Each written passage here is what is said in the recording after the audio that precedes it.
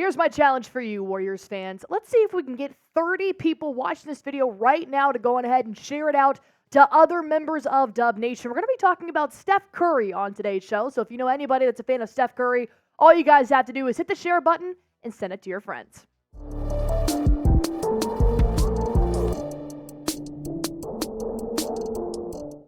What is there to say about Steph Curry? He has completely been leading the Warriors this year in scoring like he has in the past previous years, but he unfortunately doesn't have any help on the court. The closest next scorer is 17.3 points per game, and that's Klay Thompson, and he has been a splash brother for over a decade, but maybe it's time to start thinking about getting Curry a new co-star. Let's look at what Steph Curry has done for the Warriors this year. He's averaging 27 points per game, 5 assists per game, 39% from the three.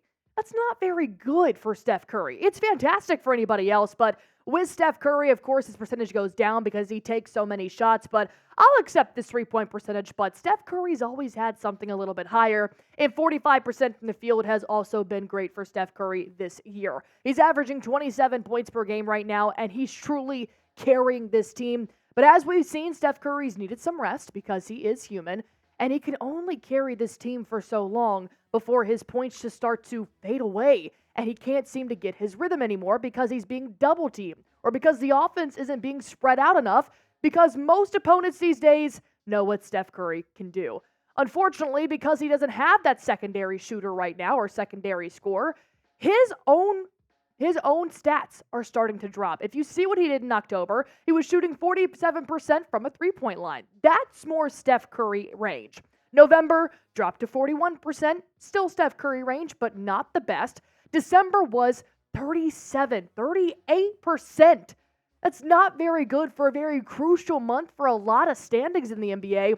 And as of right now, on the 22nd of January, he's shooting 33.8% throughout this month. That is horrendous for Steph Curry, but I don't blame him.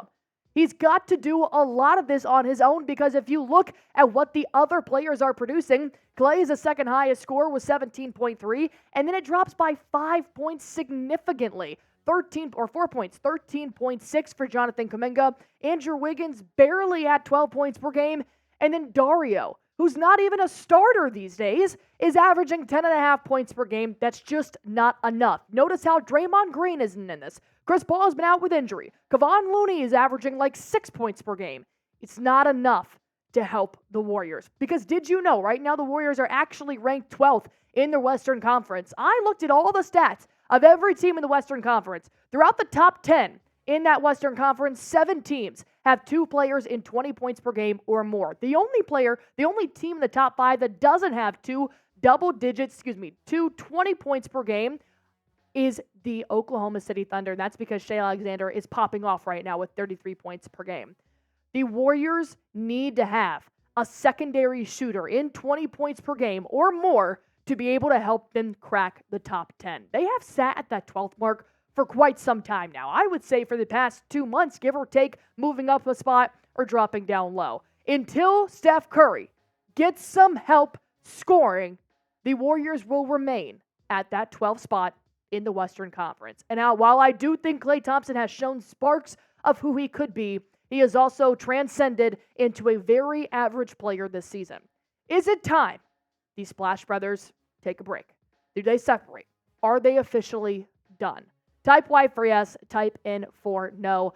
I'm a little bit conflicted on this question. I do think that the Splash Brothers we have known and love, I do think they are done. Could Klay Thompson be a shell of himself this season and potentially hit over that 20 points per game mark? I'm going to go in for no.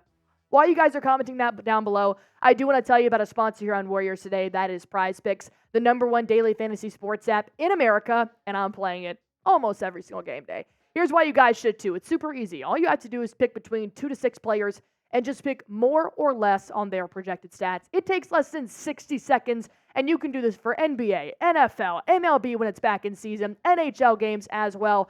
I went on ahead and did a lot of popular picks on Prize Picks. They actually do have this category. They got a nice little flame emoji showing you guys what people in America are picking right now. So I picked Dejounte Murray to have more than 8 assists, Damian Lillard to have more than 27 points, and Victor Wembanyama to have more than 22 points. These are 3 very popular picks according to Prize Picks. So if you guys want to go on ahead and make these as well, all you guys have to do is go to prizepicks.com/CLNS.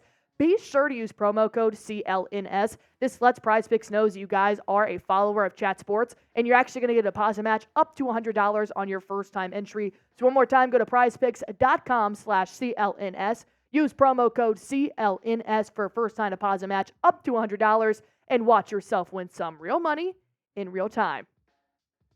The Warriors have previously said everybody except Steph Curry is on the table for trade talks. And personally, I think this is the way you need to go. I do think Dunleavy is leaning a little bit more towards the younger guys, as he has said. He would like to keep Jonathan Kuminga and Moses Moody, but here's the problem. The Warriors don't have a lot of talent to offer right now in terms of Andrew Wiggins just completely crapping the bed, Klay Thompson being a shell of himself, Draymond Green having some anger issues, Chris Paul being hurt. So you may have to trade away some of those younger guys. But in terms of who's in the trade market and available that can actually help Steph Curry score, well, I got 3 picks that I think could help the Golden State Warriors. Let's start off with the obvious number here, Dejounte Murray. He has been the hottest trade candidate for months now. As the Atlanta Hawks said, look, he's just not working with Trae Young. And that's okay. I think he could use a little bit more of a veteran presence like Steph Curry, and they could be a pretty elite duo. This is from Keith Pompey of the Philadelphia Times saying the Hawks have had negotiations with Los Angeles Lakers about Murray. Philadelphia 76ers, Milwaukee Bucks, New York Knicks, Detroit Pistons, Miami Heat, and your Golden State Warriors, along with the San Antonio Spurs, have been mentioned as other teams with an interest. Now, this does not come as a surprise. Why? 21 points per game. That right there helps Steph Curry immediately. 4.8 assists per game is nearly what Steph Curry's dishing out. 38% from a three-point line is fantastic for Dejounte Murray. 47% from the field is even better, and this is through 40 games. He's a former All-Star reserve, and he is an up-and-coming younger player, 27-ish. Kind of gives me that little bit a couple years ago Andrew Wiggins types of vibes. But the Hawks do want 2 first-round picks and a player of value. And there have been reports out there that Andrew Wiggins has no value on the trade market. Like I said, Chris Paul has been injured. So unfortunately, when I think of players of value on the Golden State Warriors, other than Steph Curry right now, Jonathan Kuminga is the first player that comes to mind. Moses Moody is another when he returns to being healthy. Brandon Pajemski, Trace Jackson Davis, all the future of Golden State may have to go to be able to help them right now. So my first trade that I do offer you guys here comes within the Golden State Warriors and the Atlanta Hawks. I do have Dejounte Murray and Clint Capela coming to the Golden State Warriors team, but you do give away Chris Paul, Jonathan Kuminga, Brandon Pajemski, and a 2026-28 first-round pick. They do want 2 first-round picks, so you're going to have to give them up, but this can solve the Warriors' big problem, and this can solve the Warriors' secondary shooting problem immediately. Chris Paul's contract expires next year. Jonathan Kuminga, it's a very tough option to give away, and Brandon Pajemski has been stepping up in Chris Paul's absence. And unfortunately, you have to give away 2 first because that's what the Hawks are asking. So what I'm asking you guys is, would you be willing to give away Jonathan Kuminga for Dejounte Murray?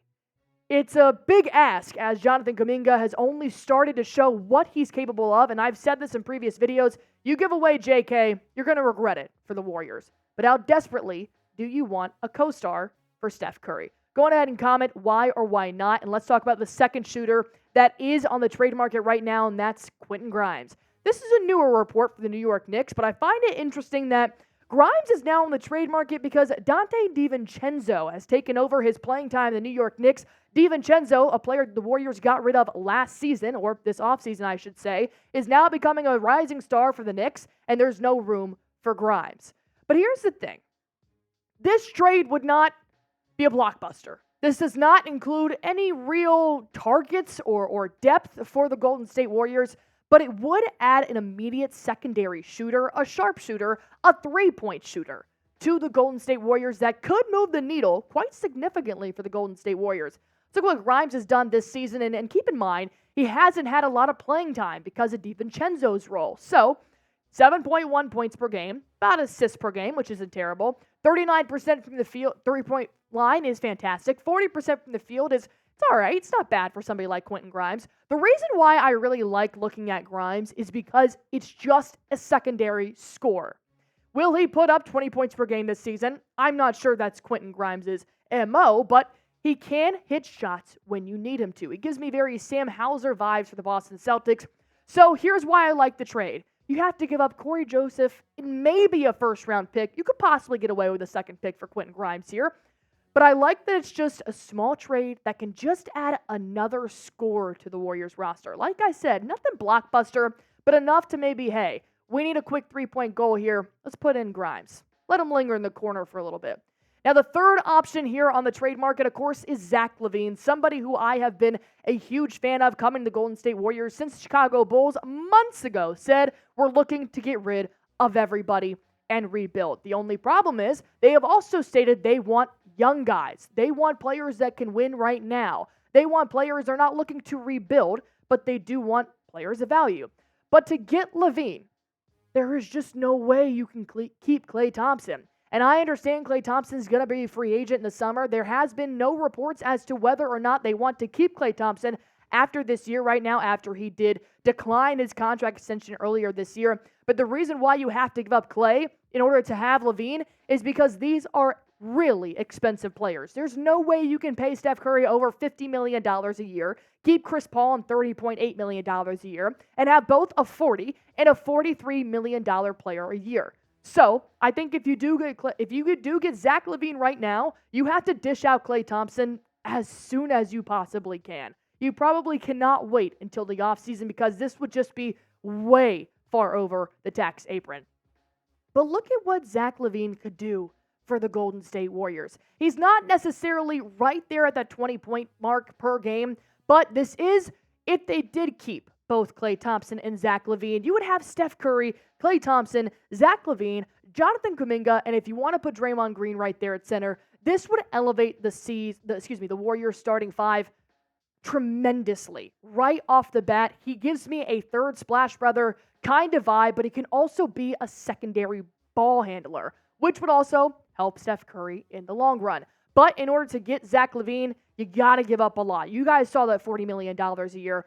Just to get one player, Zach Lavine, you give up $30 million with Chris Paul. You got to give up Jonathan Kuminga and Brandon Podziemski one more time because, like I said, everybody that wants to make a big trade right now, they want players of value. And a lot of players in that starting five of the Warriors right now isn't of value other than Steph Curry. So you have to go down the depth chart a little bit, whereas Jonathan Kuminga, the third leading scorer on the Warriors right now, and Brandon Podziemski, who has proven he can play right now and help the team win. And, of course, you got to sneak a first-round pick in there because it is Zach Lavine, a former All-Star. So now my question comes down to you guys. I just need to know if you would like to do this trade. Would you accept it? Type A for accept, type D for decline. Personally, I do like this trade, but you guys know how I feel about getting rid of Jonathan Kuminga, so I'm going to go D for decline. I think the Hawks trade, in my opinion, is the best in what you're going to get in return, but overall, go ahead and type A for accept, type D for decline. And I do want to ask you guys one more time, share this video with a member of Dub Nation. We're trying to help grow this family. We want everybody that is a Golden State Warriors fan to be in the know. All you guys have to do is hit that share button for me and hit that subscribe button while you're at it.